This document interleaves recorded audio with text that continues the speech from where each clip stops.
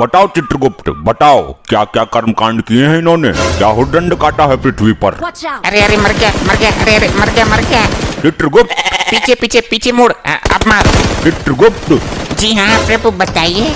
ये क्या मर कर रहे हो, किसको मार रहे हो तुम? तुम्हें मारने का अधिकार किसने दिया? जिसकी आयु समाप्त हो जाएगी वो स्वयं ही मर जाएगा। क्षमा करें प्रभु, पृथ्वी लोक पर मानव इसी तरह क्रीड़ाएं करता है। उन्हें देखकर मेरे दिमाग में भी क्रीड़ा करने का कीड़ा उत्पन्न हुआ है। चित्रगुप्त, ये मर करके कौन सी कीड़ा होती है? अगर मारना ही है तो अपने दिमाग के कीड़े को मारो। जी प्रभु क्षमा करें, वो मैं पबजी खेल रहा था। तुम पबजी ही खेलते रहोगे क्या? जल्दी इन अपराधियों के अपराध का पिटारा खोलो जरा।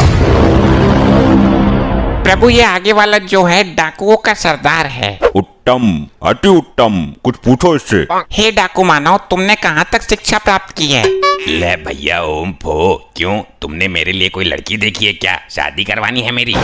असभ्य मानव, ये यमलोक है, मर्यादा में रहो वरना गरम तेल की कढ़ाई में डालकर तुम्हारा ले भैया ओम फो निकाल दूंगा। अरे साहब कैसी बात करते हो, मैं शिक्षा प्राप्त करता तो डाकू ही क्यों बनता? चित्रगुप्त, इसके पापों के बारे में बताओ हमें। प्रभु ये औरतों को लूटने का काम करता है। ये उनके गहने और इज्जत सब कुछ लूट लेता था। इसने अपने जीवन काल में कभी किसी आदमी को नहीं लूटा। क्या औरतों से इसकी कोई विशेष शत्रुता थी क्या? इतना ही नहीं प्रभु, ये स्त्रियों को अपने घोड़े के नीचे रौंद कर उनकी जान ले लेता था। अद्भुत चित्रगुप्त, अद्भुत। हे स्त्री विनाशक, तू डाकू ही क्यों बना? डॉक्टर बनता, इंजीनियर बनता, इंस्टा रील्स पर लड़की बन जाता।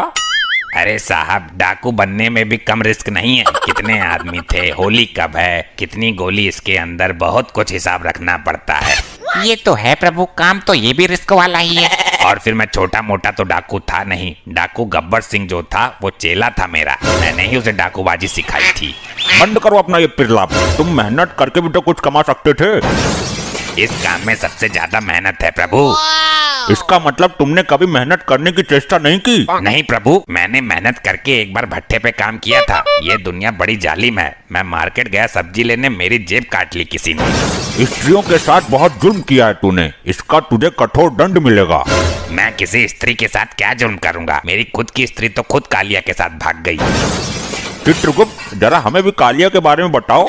प्रभु ये कालिया है, ये हमेशा अपने सरदार की बात करता है। यही ले गया था इसकी लुगाई को। क्यों रे, दूसरे की लुगाई पर गंदी नजर रखते हुए लज्जा नहीं आती?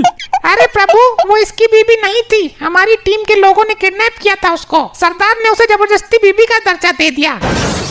और प्रभु ये तीसरा मानव इसका दूसरा साथी है। ये हमेशा सरदार के सपोर्ट में रहता था। ये भी इसकी लुगाई को भगाने की फिराक में था, पर इससे पहले कालिया हाथ मार गया। गलती कालिया की ही नहीं है सरदार, तेरी तो पूरी टीम ही खराब है। यमराज जी, इसी टीम की वजह से तो मैं यहाँ हूँ। और चित्रगुप्त, ये औरत कौन है?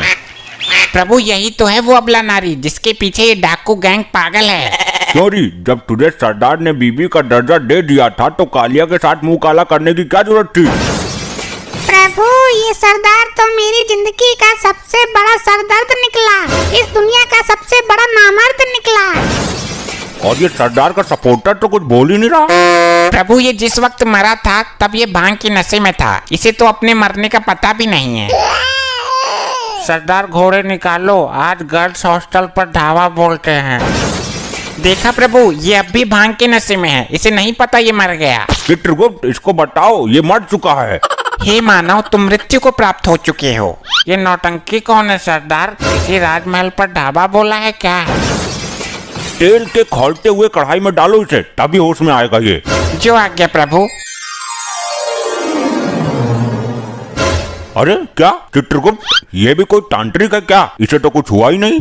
प्रभु लैपटॉप में देखता हूँ। प्रभु अभी इसके मरने में 2 दिन शेष है। यमदूत इसे पहले ही उठा लाए। यमलोक में हर कार्य समय के अनुसार ही होता है। ये समय इसके दंड पाने का नहीं है। तो 2 दिन में तो ये तबाही मचा देगा। अब तेल गिर गया, इसमें डालो। प्रभु तेल तो समाप्त हो चुका है। उस दिन वो चंड मुंड पी गया था सारा। ओ लुगाइयों के लुटेरे, तू ही बता दे कैसे कंट्रोल करें इसे। अब ना ये आभूषण उतार कर मुझे दे दे, वरना फायर खोल दूंगा। प्रभु बचाओ इस नौटंकी से।